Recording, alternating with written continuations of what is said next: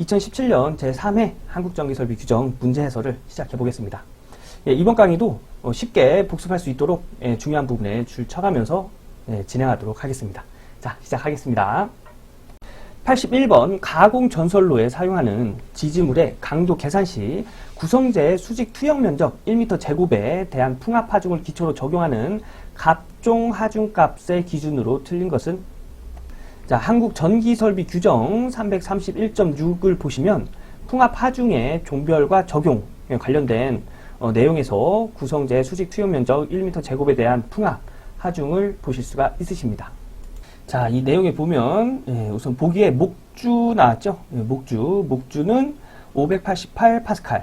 588파스칼 맞고요. 원형 철주. 자, 원형 철주 찾아볼까요? 철주인데 원형의 것. 588파스칼. 588파스칼 맞고요. 철근 콘크리트주. 철근 콘크리트주는 원형의 것과 기타의 것이 있는데 원형의 것은 588파스칼, 기타의 것은 882파스칼입니다. 1117파스칼이라는 건 없죠. 그래서 기준으로 틀린 건 3번이 되겠습니다. 자, 강간으로 구성된 철탑 한번 볼까요? 강간으로 구성되는 것. 철탑인데 강간으로 구성되는 것. 단주는 제외함. 1250파스칼. 자, 그 강간으로 구성된 철탑 1250파스칼. 맞죠? 1255파스칼이네요. 그래서 4번도 맞는 기준이고요. 3번이 틀린 기준이 되겠습니다. 81번의 답은 3번 철근 콘크리트주가 되겠습니다. 자, 다음 문제. 82번 최대 사용 전압 7kV 이하의 전로의 절연 내력을 시험할 때 시험 전압을 연속하여 몇 분 가하였을 때 이에 견디어야 하는가? 자, 한국전기설비 규정 132를 보시면 고압 및 특고압의 전로는 시험 전압을 전로와 대지 사이에 연속하여 10분간 가하여 절연 내력 시험을 하였을 때 이에 견디어야 한다. 그래서 답은 10분이 되겠습니다.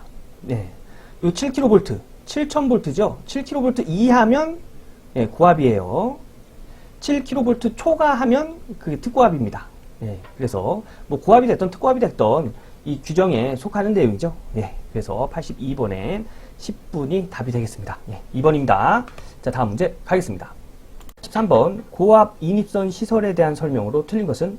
답은 1번입니다. 15m 떨어진 다른 수용가에 고압 연전 인입선을 시설하였다. 고압은 연접 인입선을 시설하면 안 됩니다. 그래서 1번이 틀린 설명이고요. 연접 인입선이 뭐냐면 이렇게 수용가에 전주가 있고요. 이렇게 전기를 넣어주는 선을 인입선이라고 합니다. 근데 연접 인입선은 이렇게 전주에서 이렇게 내려온 선이 아니고 이렇게 집에서 집으로 이렇게 연결되는 선을 인입선이라고 해요. 그래서 고압은 이렇게 하면 안 된다는 얘기입니다. 그래서 83번의 답은 1번이 되겠습니다. 84번 공통 접지공사 적용 시 상도체의 단면적이 16mm 제곱인 경우 보호도체에 적합한 단면적은 단 보호도체의 재질이 상도체와 같은 경우이다. 자, 한국전기설비 규정 142.3.2 보호도체 관련된 규정을 보면 보호도체의 단면적을 찾을 수 있는 이런 표가 있습니다. 이 표를 보면 문제에서 상도체의 단면적 16mm 제곱 줬죠. 16mm 제곱은 여기에 해당이 됩니다. 그죠? 그래서 여기에 해당되는 보호도체 단면적을 보면 보호도체 재질이 상도체와 같은 경우라고 했기 때문에 이 상도체와 같은 경우를 보면 이때의 보호도체에 적합한 단면적은 상도체의 단면적과 같다. 이렇게 되어 있죠. 그래서 상도체의 단면적 16mm 제곱을 줬기 때문에 이때 84번의 답도 16mm 제곱이 되겠습니다. 84번의 답은 4번이 되겠습니다. 자, 다음 문제 가겠습니다. 85번 일반 변조소 또는 이에 준하는 곳에 주요 변압기에 반드시 시설하여야 하는 계측장치가 아닌 것은? 자, 한국전기설비 규정 351.6 발전소, 변전소, 개폐소 등의 전기설비의 계측장치에 관련된 규정을 보시면 그 중에 이런 내용이 있습니다. 주요 변압기에 전압 및 전류 또는 전력을 계측하는 장치를 시설하여야 한다. 문제는 시설하여야 하는 계측장치가 아닌 걸 찾은 거죠. 아닌 것은 주파수를 계측하는 장치입니다. 규정에 전압 및 전류 또는 전력을 계측하는 장치를 시설하여야 한다고 했죠. 네, 그래서 답은 1번이 되겠습니다. 자, 다음 문제 가겠습니다. 86번 345kV 가공전선이 154kV 가공전선과 교차하는 경우 이들 양 전선 상호 간의 이격거리는 몇 메타 이상이어야 하는가? 한국전기설비 규정 333.26 특고압 가공전선과 저고압 가공전선 등의 접근 또는 교차에 관련된 규정으로 답을 찾을 수가 있는데요. 문제에서는 특고압 가공전선과 특고압 가공전선이 교차하는 경우죠. 그런데 왜 특고압 가공전선과 저고압 가공전선에 관련된 규정을 가지고 왔냐면 한국전기설비 규정 333.27을 보시면 특고압 가공전선과 특고압 가공전선 등의 접근 또는 교차가 될 경우 특고압 가공전선과 저고압 가공전선의 규정에 준하여 시설한다. 이런 식의 내용이 들어가 있습니다. 그래서 특고압 가공전선과 저고압 가공전선 등의 접근 또는 교차에 관련된 규정을 가져온 거예요. 그래서 이 규정의 내용을 보면 그 이격거리를 알 수 있는 이런 표를 보실 수가 있는데요. 사용전압이 60kV 이하면 2m고요. 이격거리가 2m고 60kV를 초과하면 그 2m의 사용전압이 60kV를 초과하는 10kV 또는 그 단수마다 12cm를 더한다. 이렇게 되어 있죠. 이게 어떤 얘기인지 조금 헷갈려 하시는 분들이 계셔서 제가 설명을 좀 드리겠습니다. 자, 우선 60kV 이하니까 60kV까지는 이격거리가 2m가 되는 거예요. 그죠? 그런데 60kV를 초과하는 10kV마다 그래서 60kV를 초과하는 그 사용전압이 70kV면 60kV를 초과하는 10kV마다 12cm를 더한다고 했죠. 그래서 이때는 2.12m가 되는 겁니다. 그래서 60kV를 초과하는 10kV마다 12cm를 더해주는 거예요. 이렇게요. 그런데 만약 사용전압이 75kV다. 그러면 12cm의 반만 더해줄까요? 아닙니다. 이때는 이 70kV와 80kV의 사이에 있더라도 이 사이에 모든 사용전압은 12cm를 더해줍니다. 그래서 75kV라도 12cm를 더 더해줘서 2.24m가 되겠죠. 그래서 75kV 사용전압이 75kV일 때 이격거리는 2.24m가 되는 거예요. 그래서 그때 그 단수마다라고 했죠. 그래서 요 10kV까지 이 사이를 단수라고 부르는 겁니다. 여기가 1단이고요. 여기가 2단입니다. 그럼 75kV는 1.5단이 되겠죠. 1.5단도 2단으로 보는 거예요. 그래서 이렇게 계산이 되어지는 겁니다. 자, 그러면 문제를 한번 풀어볼까요? 자, 문제에서 준 사용 전압은 345kV를 줬습니다. 그래서 345kV 빼기 60kV를 하고 이 값에다가 10을 나눠주면 그 단수를 알 수가 있어요. 단수가 28.5단이라는 얘기입니다. 28.5단은 자 10km마다 이렇게 단수를 나눠서 쭉 갔는데 340kV까지는 28단이고 345kV가 28.5단이라는 얘기예요. 이때는 340kV부터 350kV까지 29단을 적용해야겠죠. 그래서 이때 단수는 29단이 되는 겁니다. 자, 그러면 이격거리를 구하면 기본 이격거리 2m에다가 단수마다 0.12m, 즉 12cm를 더해주면 0.12 곱하기 그 단수를 곱해주면 되죠. 그래서 0.1 곱하기 29단을 곱해주면 이격거리는 5.48m가 되는 걸 알 수가 있습니다. 그래서 86번의 답은 3번 5.48m가 되겠습니다. 여러분 이런 문제 조금 복잡해 하시는 분들이 계셔서 제가 조금 자세하게 설명을 드렸습니다. 이 문제 스스로 한번 해보시고요. 난 이렇게 들어도 이해를 할 수 없다 하시는 분들은 네이버 카페 전치모 이용하셔서 질문을 올려주세요. 그럼 제가 다시 보충 설명 드리도록 하겠습니다. 그래서 86번의 답은 3번 5.48m가 되겠습니다. 자, 다음 문제 가겠습니다. 7번 애자 사용 공사에 의한 저압 옴내 배선을 시설할 때 전선의 지점 간의 거리는 전선을 조영제의 윗면 또는 옆면에 따라 붙일 경우 몇 메타 이하인가?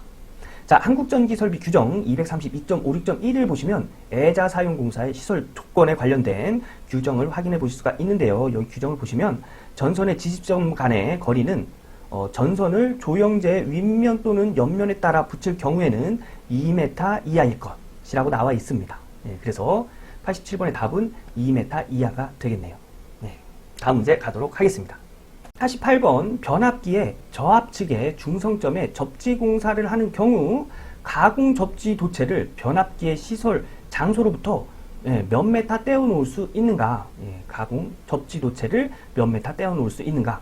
한국전기설비 규정 322.1을 보시면 고압 또는 특고압과 저압의 혼촉에 의한 위험 방지 시설에 관련된 규정을 보시면 가공 접지 도체를 저압 가공전선에 관한 규정에 준하여 시설할 때는 변압기의 시설 장소로부터 200m까지 떼어놓을 수 있다 라고 되어 있죠. 네, 그래서 88번의 답은 4번이 되겠습니다.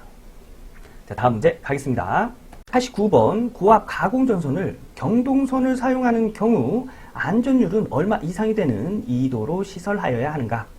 자, 한국전기설비 규정 332.4 고압 가공전선의 안전율에 관련된 그 규정을 보시면 고압 가공전선은 케이블인 경우 이외에는 다음 각호에 규정하는 경우에 그 안전율이 경동선 또는 내열동 합근선은 2.2 이상이 되는 2도로 시설하여야 한다.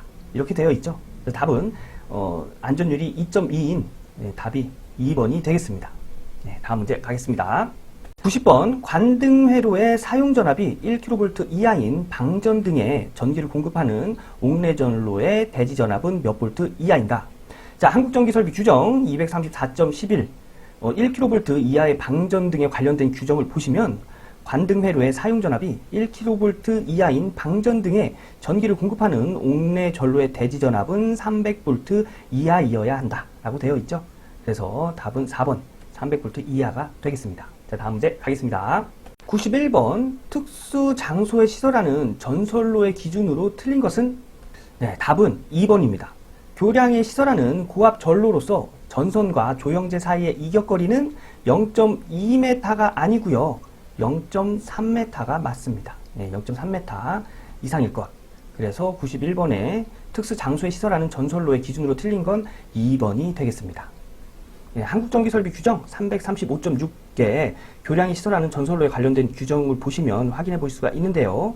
여기에 전선이 케이블인 경우에 규정에 준하는 이외에 전선과 조형제 사이의 이격거리는 0.3m 이상일 것이라고 되어 있죠. 네, 그래서 답은 2번이 되는 겁니다. 자, 다음 문제 가겠습니다. 2번 고압 옥내배선의 시설 공사로 할 수 없는 것은? 자, 여기 해설을 보시면 한국전기설비 규정 342.1 고압 옥내배선 등의 시설에 관련된 규정을 보시면 고압 옥내배선은 다음에 따라 시설하여야 한다. 어떤 공사로 시설해야 되냐면 애자 사용공사, 건조한 장소로서 전개된 장소에 한다. 그리고 케이블 공사, 케이블 트레이 공사로 고압 옥내배선에 시설을 해야 됩니다. 자, 그러면 케이블 공사 있었죠. 케이블 트레이 공사 있었습니다. 애자 사용 공사, 건조한 장소로서 전개된 장소 있었죠. 가요 전선관 공사는 없었습니다. 그죠? 그래서 답은 가요 전선관 공사가 되겠습니다. 92번의 답은 2번입니다. 자, 다음 문제 가겠습니다. 93번 사용전압이 154kV의 특고압 가공전선로를 시가지에 시설하는 경우 지표상 몇 메타 이상에 시설하여야 하는가? 자, 한국전기설비 규정 331.1 시가지 등에서 특고압 가공전선로의 시설에 관련된 규정을 보시면 가공전선의 높이를 알 수 있는 이 표를 확인해 보실 수 있으신데요. 이 표도 86번에서 보았던 그 표랑 좀 비슷하게 생겼죠. 자, 사용전압 구분이 35kV 이하면 그때 지표상의 높이로 10m를 둬야 되고요. 그리고 35kV를 초과하면 10m에 기본 높이 10m에 35kV를 초과하는 10kV 또는 그 단수마다 12cm를 더한 값. 이건 역시 86번에서 다뤘던 문제랑 비슷한 문제입니다. 자, 문제에서 154kV 줬죠. 그래서 154kV에 요 35kV를 빼고 이 뺀 값을 10으로 나누면 그 단수를 구할 수가 있어요. 그 단수를 구하면 11.9단이 나옵니다. 11.9단은 12단으로 해서 계산을 해야 된다고 했죠. 그래서 지표상의 높이는 기본 지표상의 높이, 기본 높이 10m에 1단마다 12cm를 더해줘야 된다고 했기 때문에 0.12m에 12단을 곱해준 값을 10m에 더해주면 지표상의 높이를 알 수가 있습니다. 그래서 지표상의 높이는 11.44m가 됩니다. 93번의 답은 4번 11.44m 이상이 되겠습니다. 이 문제 역시 한국전기설비 규정에서 나올 수 있는 간단한 계산 문제니까 여러분 꼭 한번 스스로 해보셔야 됩니다. 스스로 해보시고 난 진짜 이해를 못하겠다 하시는 분들은 네이버 카페 전치모에 질문 주세요. 그럼 제가 이해될 때까지 보충 설명 드리도록 하겠습니다. 자, 다음 문제 가겠습니다. 14번 가공전선로의 지지물의 기초 안전율은 일반적으로 얼마 이상인가? 한국전기설비 규정 331.7을 보시면 가공전선로 지지물의 기초의 안전율에 관한 규정을 볼 수가 있는데 가공전선로의 지지물에 하중이 가해지는 경우 그 하중을 받는 지지물의 기초 안전율은 2 이상이어야 한다. 답은 2번이 되는 거고요. 만약에 문제에 이상시 상정하중이란 단어가 들어가면 그때의 기초 안전율은 1.33이 된다는 거. 이 문제도 있습니다. 그래서 요거 구분해서 암기를 해 두셔야 돼요. 94번에는 가공전선물의 기초 안전율, 그냥 가공전선물의 기초 안전율을 물어봤기 때문에 답은 2 이상. 그래서 2번이 답이 되겠습니다. 자, 다음 문제 가겠습니다. 95번 지중관로에 대한 정의로 옳은 것은 답은 4번입니다. 지중전선로, 지중약전류 전선로, 지중광섬유 케이블 선로, 지중의 시설하는 수도관 및 가스관과 기타 이와 유사한 것 및 이들에 부속하는 지중암 등을 말한다. 한국전기설비 규정 112 용어 정리해 보시면 지중관로를 설명하는 이런 내용이 있습니다. 이 내용하고 95번의 4번하고 똑같죠. 그래서 답은 4번이 되는 겁니다. 자, 다음 문제 가겠습니다. 96번 가공전선로의 지지물에 시설하는 지선의 시설 기준으로 옳은 것은 지선 관련된 문제 또 나왔습니다. 지선 관련된 문제는 매 회마다 나오죠. 그래서 한국전기설비 규정 331.11을 보시면 지선의 시설에 관련된 규정을 보실 수 있는데요. 이 규정은 다 암기하고 계셔야 된다고 했습니다. 이 내용이 다 문제로 출제가 됩니다. 우선 지선의 시설 기준으로 옳은 것은 3번입니다. 자, 보기 1번부터 뭐가 틀렸는지 한 번씩 볼까요?